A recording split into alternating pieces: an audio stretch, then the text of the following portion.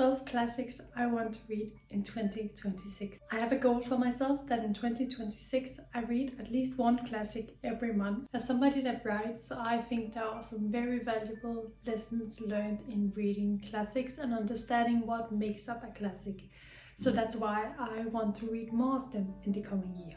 1984 by George Orwell. I've been wanting to branch more into the dystopian science fiction genre, and when you look into that, this book is unavoidable. A Year of Magical Thinking by Joan Didion. The thing about many of these classics is that I honestly don't know what they're about.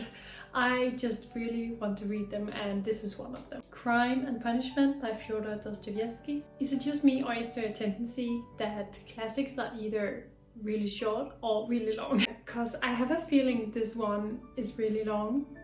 Or am I wrong? Okay, it's 752 pages. I heard of worse, but I still think that's quite a lot. The Great Gatsby by F. Scott Fitzgerald. I have no idea if I said that correctly. I've seen the movie. No, this is of course an obvious one. As it goes for a lot of classics, then I probably wouldn't have appreciated them as much if I read them when I was younger.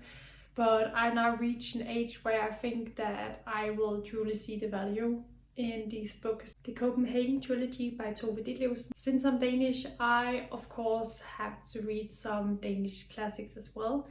And Tove Ditlevsen is just unavoidable if you look at the Danish literate scene. The Lord of the Rings by J.R.R. Tolkien. I love fantasy, and even though it's not the first book in my pipeline, then I dream of one day publishing a fantasy series. So I feel like I of course have to read some classics within this genre. Emma by Jane Austen. As a fan of the romance genre, I think it's almost shameful that I haven't read a Jane Austen book yet. The reason why I chose Emma is simply because I own the book, because otherwise I probably would have chosen Pride and Prejudice. Moby Dick by Herman Melville. I know the story, even though I never read it, and I think that is a true testament to the value of this book. A Fortunate Man by Henrik Pontoppidan. This is a classic I feel like a lot of kids hear about in Danish schools, or maybe even read some parts of it, but it is a very long book.